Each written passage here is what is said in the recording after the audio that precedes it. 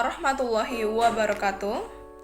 Om Swastiastu, Namo Buddhaya, salam kebajikan, salam sejahtera bagi kita semua. Baiklah, sebelum saya masuk ke materi yang akan kami bahas, yaitu izinkan saya untuk memperkenalkan rekan-rekan saya dan saya sendiri. Perkenalkan, nama saya Tasya Nabila Zahra.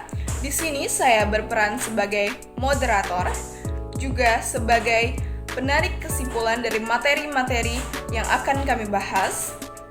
Selanjutnya, yaitu ada rekan saya yang bernama Bella Ramadhani, Alia Putri Aditya, Samuel Christian Chandra, dan Satrio Ramadhani, serta ada Atika Nafisa. Baiklah, selanjutnya kita masuk ke materi yang pertama, yaitu akan dijelaskan oleh Bella Ramadhani tentang masa kepemimpinan Presiden Soeharto. Mulanya Presiden Soeharto terpilih menjadi presiden yaitu karena dia mampu menuntaskan gerakan 30 September dan dia menyatakan Partai Komunis Indonesia merupakan organisasi yang terlarang. Terpilihnya Soeharto terus-menerus bukan tanpa alasan, melainkan ada beberapa alasan yang menguatkan masyarakat untuk memilih Soeharto. Yaitu diantaranya Soeharto merupakan pemimpin yang mampu menjaga ketertiban dan mengiring Indonesia ke tingkat yang lebih membanggakan. Terus yang kedua, menjamin situasi stabil selama 32 tahun terhadap sebuah pembangunan yang sangat masif di daerah Pulau Jawa. Karena dijadikan tempat suara, seluruh pegawai negeri diwajibkan untuk melakukan pemilihan terhadap partai golongan karya. Lalu seluruh organisasi yang dimana bersifat agama memiliki potensi untuk menyerang pemerintah akan dibatasi, seperti Partai Persatuan Pembangunan. Lalu melakukan pengoreksian terhadap cara pemerintahan yang dilakukan pada masa sebelumnya dengan cara mengoreksi apakah ada yang belum terlaksanakan atau sudah terlaksanakan.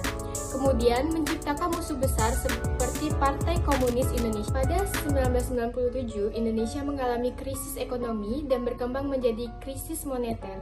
Kondisi ini mengakibatkan nilai tukar rupiah turun. Saat itu 1 US dollar sama dengan 17.000 rupiah. Dan krisis ini menyebabkan ekonomi Indonesia menjadi 0%. Lalu utang luar negeri mencapai 137 miliar. Bahkan cadangan devisa hanya 12 miliar. Menghadapi masalah tersebut, pemerintahan masa Orde Baru mengajukan pengajuan dana kepada IMF, yaitu Dana Moneter Internasional.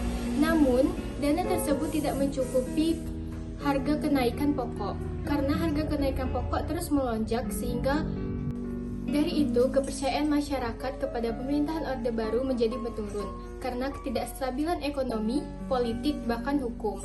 Masyarakat menganggap bahwa pemerintahan Orde Baru hanya menambah masalah saja. Ini menyebabkan tuntutan reformasi terjadi dan demonstrasi mahasiswa meluas dan turun ke jalanan hingga mereka demo ke gedung DPR dan MPR. Bahkan mereka menyuruh Presiden Soeharto turun dari jabatannya. Pada perkembangannya, usaha Presiden Soeharto untuk membentuk Kabinet Reformasi Pembangunan gagal.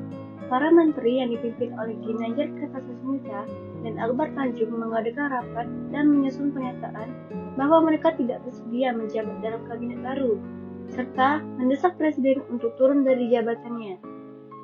Namun, terdapat juga beberapa kabinet yang terbentuk pada masa pemerintahan Soeharto, yaitu yang pertama, dominasi Golkar. Partai Golkar tetap mendominasi politik Indonesia, dan kabinet cenderung diisi oleh tokoh-tokoh yang memiliki keterkaitan dengan Golkar. Kabinet diarahkan untuk memastikan kontrol politik yang kuat di tangan Soeharto. Yang kedua, kepemimpinan tunggal. Soeharto mempertahankan model kepemimpinan tunggal yang mengutamakan kestabilan dan penguasaan penuh atas jalannya pemerintahan. Kabinet dipilih dengan mempertimbangkan loyalitas terhadap pemerintah dan partai penguasa. Ketiga, keterlibatan militer. Anggota militer tetap menduduki posisi strategis dalam kabinet. Hal ini mencerminkan peran kuat militer dalam pemerintahan dan kebijakan keamanan negara. Keempat, penunjukan Presiden Soeharto. Soeharto secara langsung menunjuk anggota kabinet tanpa melalui proses pemilihan di parlemen.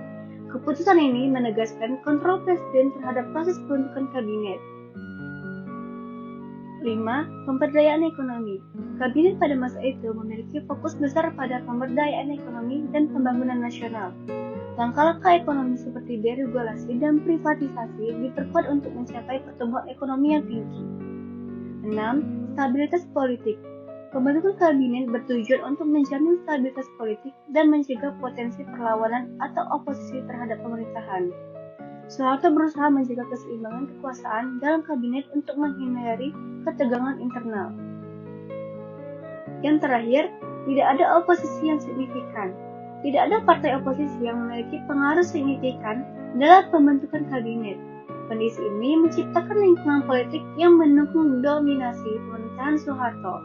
Meskipun pembentukan kabinet pada masa Soeharto memberikan stabilitas politik dan pertumbuhan ekonomi, namun juga disakiti karena kurangnya ruang bagi pluralitas politik dan kurangnya kontrol demokratis atas kekuasaan. Kondisi ini berkontribusi pada perkembangan situasi politik yang lebih dinamis setelah Soeharto mengundurkan diri pada tahun 1998. Baiklah, selanjutnya yaitu mengenai kebijakan politik pada masa Presiden Soeharto. Kebijakan politik Orde Baru bertujuan untuk menetapkan stabilitas dan keamanan nasional serta menghapus pengaruh komunisme yang dianggap sebagai ancaman utama bagi negara. Kebijakan yang pertama yaitu membubarkan Partai Komunis Indonesia dan organisasi pendukungnya, serta melakukan pembersihan terhadap anggota dan simpatisan PKI yang dituduh terlibat dalam peristiwa 30 SPKI. Pembersihan ini berakibat pada pembunuhan massal yang menewaskan ratusan ribu orang.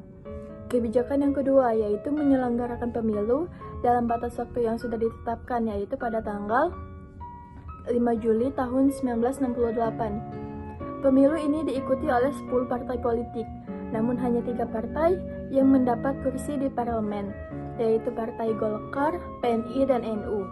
Pemilu ini juga dianggap tidak demokratis karena adanya manipulasi dan intimidasi terhadap pemilih. Kebijakan yang ketiga yaitu melakukan politik luar negeri bebas aktif untuk kepentingan nasional. Orde Baru juga berusaha menjalin hubungan baik dengan negara-negara barat maupun timur, serta mengambil peran aktif dalam organisasi internasional seperti ASEAN, OKI, Gerakan Non-Blok, dan PBB. Kebijakan yang keempat yaitu melanjutkan perjuangan anti penjajahan dan kolonialisme dalam segala bentuk.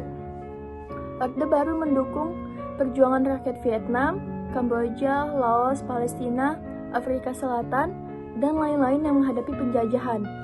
Orde Baru juga melakukan integrasi terhadap Papua Barat melalui TEPERA tahun 1969 yang kontroversial.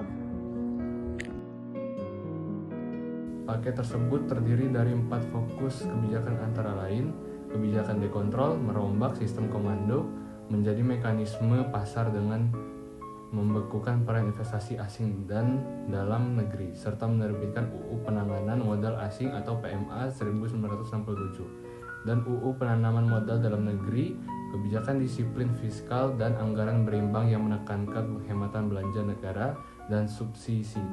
Kemudian kebijakan moneter sebagai pengendali uang beredar, yakni dengan menaikkan suku bunga bank, suku bunga kredit rata-rata naik 6-9% per bulan, suku bunga simpanan.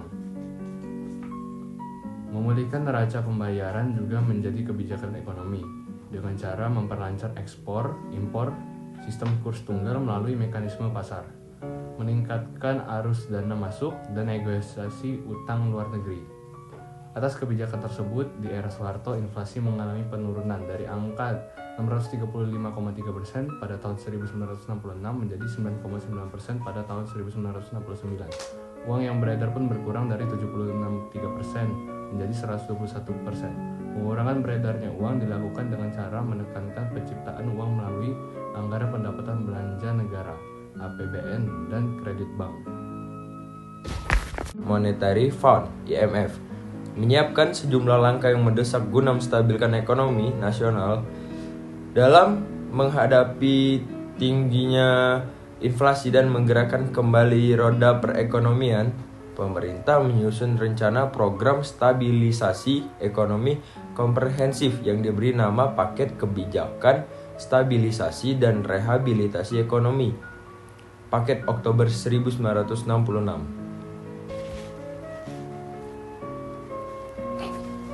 Dapat kita tarik kesimpulan dari materi-materi yang telah dijelaskan oleh rekan-rekan saya, yaitu pada masa kepemimpinan Presiden Soeharto, yang seperti kita tahu, Presiden Soeharto merupakan presiden yang mengakhiri masa Orde Baru dan merupakan pembuka atau pintu masuk bagi masa reformasi.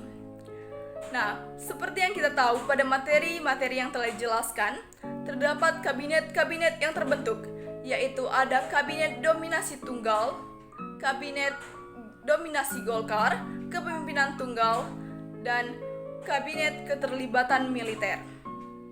Serta juga dibahas tentang kebijakan ekonomi dan kebijakan politik yang terbentuk pada masa pemerintahan Presiden Soeharto. Serta juga ada keterlibatan pemerintah terhadap masa pemerintahan Presiden Soeharto. Apa tindakan pemerintah terhadap masa Presiden Soeharto juga telah dijelaskan pada materi yang kami berikan. Baiklah, saya rasa itu saja yang dapat saya sampaikan. Semoga teman-teman sekalian berkenan dengan presentasi yang telah kami berikan. Terima kasih saya ucapkan.